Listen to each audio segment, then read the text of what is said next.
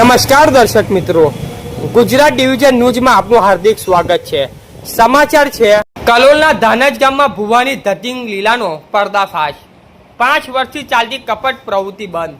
અમદાવાદ જિલ્લાના ગાંધીનગર તાલુકાના ધાનજ ગામમાં છેલ્લા 5 વર્ષથી ભુવા તરીકે પ્રવૃત્તિ કરતા જયેશ નટવરલાલ પ્રજાપતિની ધતિંગ લીલાનો ભારત જન વિજ્ઞાન જાથાની ટીમે કલોલ પોલીસની મદદથી સફળ પર્દાફાશ કર્યો હતો।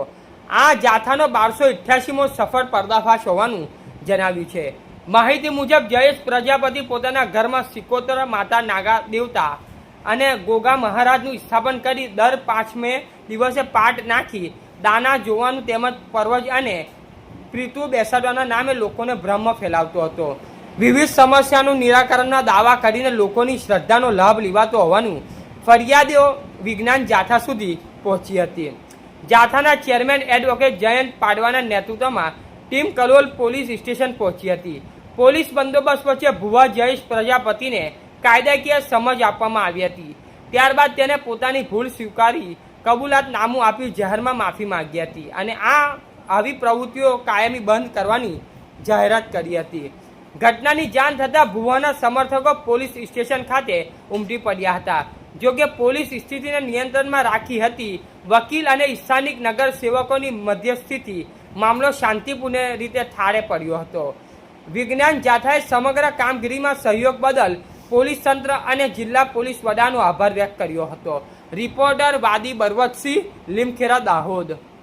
ગાંધીનગર જિલ્લાના કલોલ તાલુકાના ધાનજ ગામમાં છેલ્લા 5 વર્ષથી ઘરમાં માતાજીનો મઢ બનાવી દોરા ધાગા પિતૃને સ્થાપન કરવું, પૂર્વજનું સ્થાપન કરી ભુવા જયેશ નટવરલાલ પ્રજાપતિના ધતિંગ લીલાનો ભારત જન વિજ્ઞાન જાથાની ટીમે કલોલ પોલીસ સ્ટેશનની મદદથી સફળ પર્દાફાશ કર્યો હતો।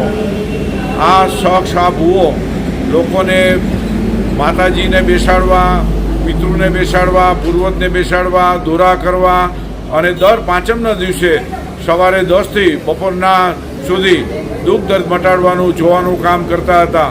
વિજ્ઞાન જાથાને માહિતી મળતા પીડિતોએ વાત કરતા પોલીસને સાથે રાખી અને આ ભુવાનો પર્દાફાશ કર્યો હતો। ભુવાએ કબૂલાતનામું, માફીપત્ર અને કાયમી ધતિંગ લીલા કપટ લીલા બંધની જાહેરાત કરી દીધી હતી।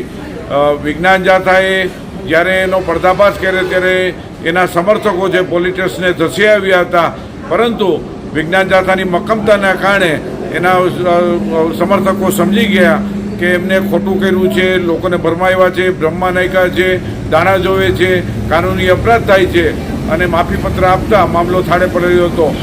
વિજ્ઞાન જાથા લોકોને અપીલ કરે છે કે હિન્દુ, મુસલમાન, ક્રિશ્ચિયન કોઈ પણ હોય, લેભાગુઓ છેતરપિંડી કરતા હોય તો સ્વયં જાગૃતિ કેળવી આવા દુકાનોમાં ન જવું જોઈએ તેવી જાથા અપીલ કરે છે।